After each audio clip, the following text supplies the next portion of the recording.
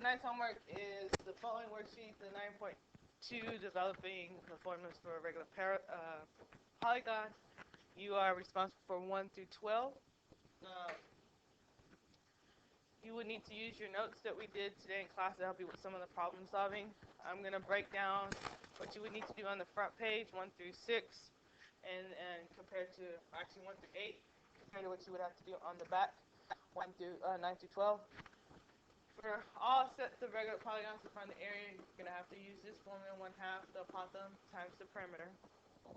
And on the front page, we're just pretty much going to substitute the parts and see if you can identify them. Can you plug in the formula correctly? Can you get the answer? You can check your answer with the answers on the video or in the worksheet. So I'm going to try to discuss the odd ones. Use those to help you with your evens. This will be part of your homework check tomorrow, just like we did today. If it's completed and you have the setup and you plug in the parts, I'm going to give you credit.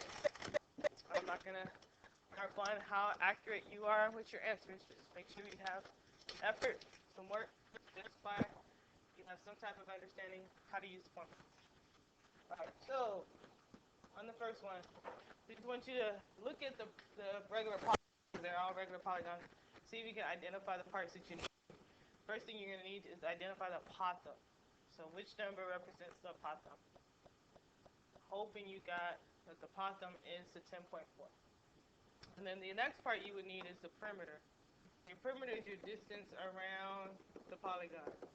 Well, this polygon has 6 sides, and each side is 12. So I'm just going to say 6 times 12. And hopefully some of you already got that mentally. That was 72. So all I'm going to check right now at this point is that you can plug in the parts to the formula. So we should have 1/2 parentheses, which means times the apothem, which is 10.4, times the perimeter, which is 72. Now, I have some do this. So they say 1/2 times the apothem times the perimeter. They just say the 10.4 times 72 divided by 2. That's fine as well. Or, mentally, which number can I easily take half of? Well, that's the 72. Half of 72 is 36. 36 times the apothem would give me my area. So, I'm not really going to stress which method, but I'm just going to stress you have work to get to your answer. Okay, you have it set up. Hopefully when you do this, you get 374.4. We don't have any units, so we're just going to say unit squared. It doesn't tell us if it's inches or centimeters or anything like that. So, number 3, same thing. Which number that has been marked for you represents the apothem? It's the 9.2. We're going to have to find the perimeter for this regular polygon. This regular polygon has 7 sides, so we're going to do 7 times the side, which is 8.9. Excuse me. And that we get our perimeter to be, what was it? 62.3? Yeah. So now we're just going to plug in. A equals 1/2. A, the apothem times the perimeter. So we're going to have 1/2 times the 9.2 times the perimeter, which is the 62.3. Again, can we plug it in? Can we simplify and get to a solution? Hopefully, whether you take half of 9.2 or you just multiply and then divide by 2, hopefully we'll get to our 25 or 256, excuse me, 0.58, 6 to get to the next sentence. Yeah. I'm really going to stress the last 2 because 5 through 8 are more test-like problems, or the type you're going to be test or reassessed because of skills within the problem. So make sure you are comfortable with these problems, this shape. Now,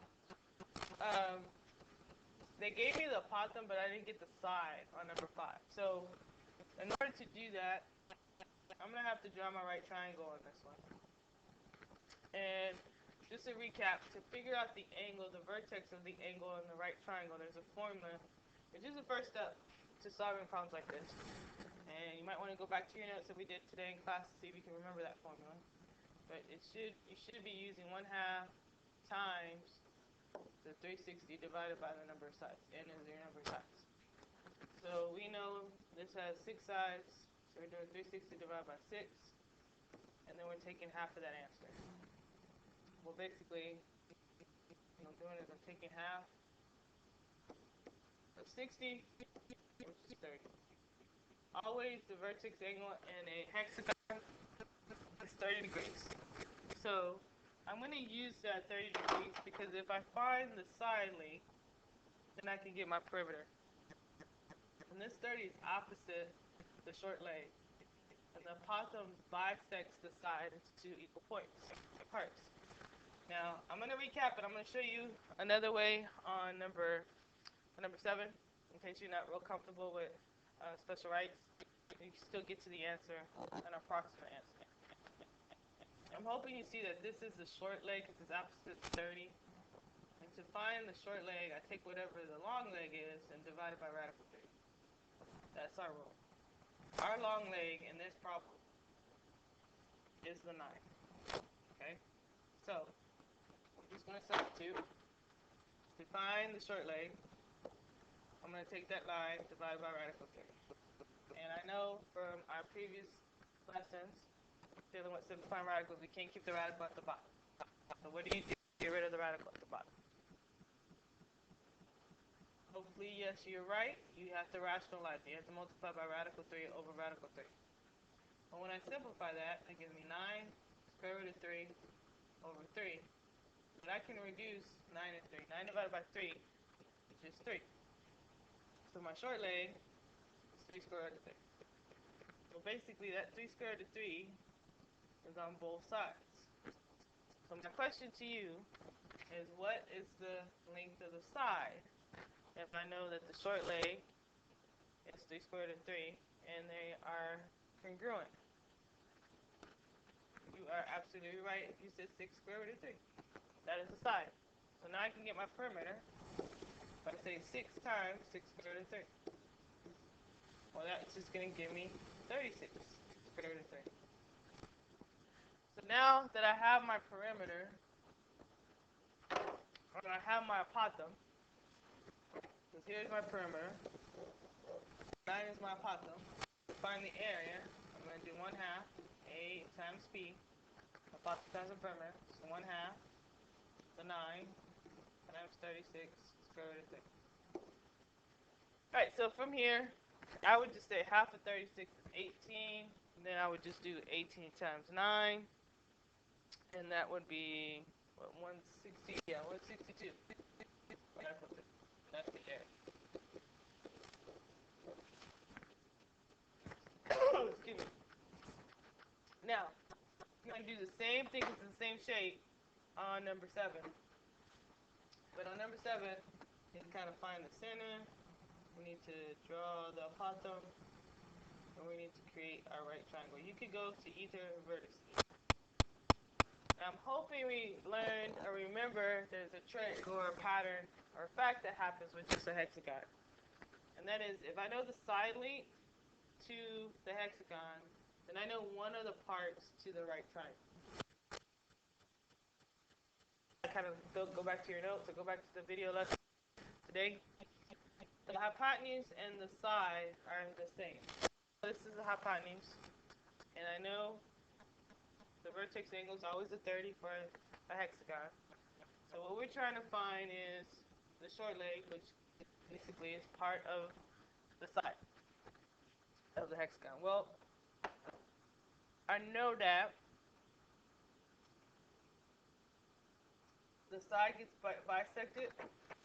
So this is 15, this is 7.5. 7.5. So we're trying to get to our apothem. Now let's say you're not real comfortable with special rights using 30, 60, 90.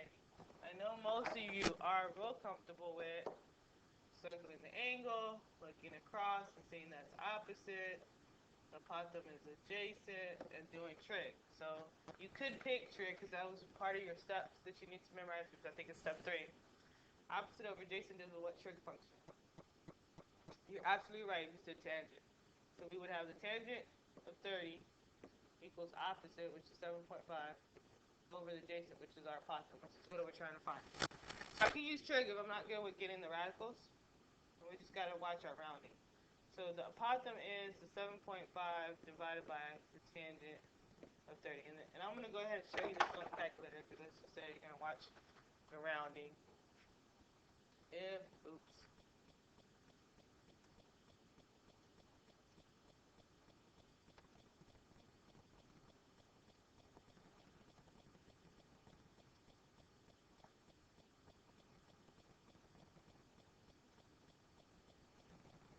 No, I don't want to say that.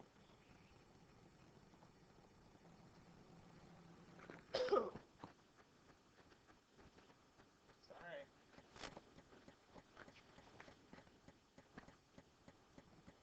Thank you. There we go. Alright. So we have 7.5 divided by the tangent. You can do this on your cell phone too. 30. So notice how we got 12.99004. So it's an approximation. And here's how your answers could come off. And I'm gonna go ahead and do like what you would normally do. You would normally go ahead and round this. But you shouldn't really do the rounding to the tenths or the hundredths, excuse me, or the thousandths until after. I should use this whole amount. So our apothem is approximately 12.9904. Alright, so now I'm just going to plug in the formula because I can figure out the perimeter because I have a side. The perimeter is just side 6 times 15. So we see that the perimeter is 90. So to get the area, I'm going to do that in green. So we're doing this problem again. 1 half the apothem, which is the 12.9904, times the perimeter, which is 90. We're going to go ahead and put that in the calculator. Basically, we're doing that answer times the 90. And we're going to take half of that. So we're going to divide it by 2. And so now we have, look at this, a huge approximation. Notice how this decimal here is way larger than it was here, what it was showing here. Because we use the same here. Because they're going to only show or float it to how many digits it tells you. You designate into the calculator. So that's the nearest tenth, so 584.6 is our area. Like I said, I'm not going to stress how accurate you are. I'm really going to check that you can substitute the parts. Okay. So here is really good. Can you get the part? Can you plug it into the formula? Now on the back, let's talk about this. So back, you're going to do a lot of following the steps that we did in class. You're going to have to draw the triangle. You're going to have to come up with the vertex angle. So on number 9, to find that vertex angle, you use the formula 1 half times the 360 divided by the number of sides. Well, we have 3 sides here, so I can say 360 divided by 3. So 1 half of 120 is 60. So this angle is 60, and the base angle would be 30. So I know the side is 3. This whole side right here was 3. And that side is getting bisected. So that means each part is 1.5. That 1.5 is representing the long leg because it's opposite 60. So to get the short leg, we're going to do the long leg divided by radical 3. Or we're going to do your trig because we have to find the apothem. So I'm going to show it with the special rights because I know y'all some of you need some work on that. But you can check your answer with trig if you're comfortable with trig. Now, so I'm going to take, to get my apothem, taking 1.5 divided by square root of 3. Can't have a radical on the bottom, so I rationalize it. Multiply by square root of 3 over square root of 3. So the apothem is 1.5 square root of 3 over 3.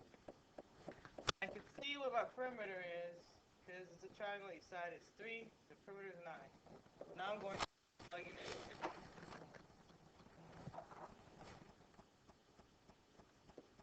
1/2 the approximate times the perimeter. So 1/2 1.5 square root of 3 over 3 times the perimeter, which is 9. Alright, so we have two fractions here with a half and then 1.5 square root of 3 over 3. So I'm just going to go ahead and put this over 1 as well. Make it a fraction. So I can do the top times the top, and bottom times bottom. So I'm just going to multiply those together. That's going to give me 13.5 square root of 3 over, and then multiply the bottom together over 6. Or if you wanted to reduce, I would accept 13.5 over 3 over 6, but if you want to reduce 13.5 divided by 6, 2.25, and then square root of 3. And there's your area. So on this back page, you're gonna, I know, don't start like, oh, it's a lot of work. It's just, you gotta do a bunch, that's not much, but you gotta do the correct step. And there's gonna be some shortcuts. We just gotta make sure you can do the step. So the key thing I'm gonna be checking for back here is that can you draw your triangle? Can you come up with the vertex angle? So, excuse me. So 1/2. The first step is 60 divided by n. So this last example I want to talk about. When I do, because we have 7 sides, we're going to get a decimal for our angle. So the angle is approximately 25.7 when you do it. Alright, 25.7. We still need to find the apothem. So I need the apothem and the perimeter, which I can get the perimeter because I have the side. Hopefully you see that the perimeter is absolutely, you got 49. Okay? Perimeter is 49. 7 times 7 is 49. So to get this side, I'm going to now use trig. This is opposite. This is adjacent. So what trig function deals with opposite and adjacent? Absolutely right tangent. So tangent of 25.7 equals the opposite, which is 7, over a. So again, a is on the bottom. So I'm going to do 7 divided by the tangent of 27.5, or 25.7. So that's when you have to go to your calculator. You're going to have to actually divide 7 divided by the tangent, 25.7. We're going to round, or we know that that's the part, but to do the perimeter, we know it's already 49, so I can go ahead and say times this by 49, and then divide it by 2, and that gives my area. So my area, because I know this was approximately 7.3. Oh, sorry guys. I did the 7, it should be half of that. This gets cut to half. So it's 3.5. 3.5. I thought that was too big. And then, so the apothem is approximate. Should have noticed that in the answer. It was too big for it to the hypotenuse. So the 3.5 divided by the tangent, 25.7 times the 49. That's your perimeter. Right. Excuse me. So 178.2. Sorry about that. It's been logged in. All right. Area. 1/2.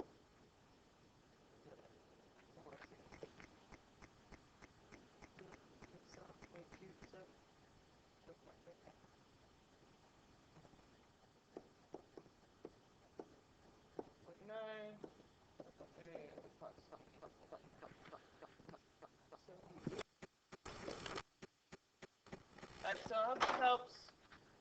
Come to class ready, prepared for a second homework check. If you still have questions or need assistance, ask me on Emoto, or I should be seeing you in the morning. Have fun finishing your homework and doing better on your next homework check.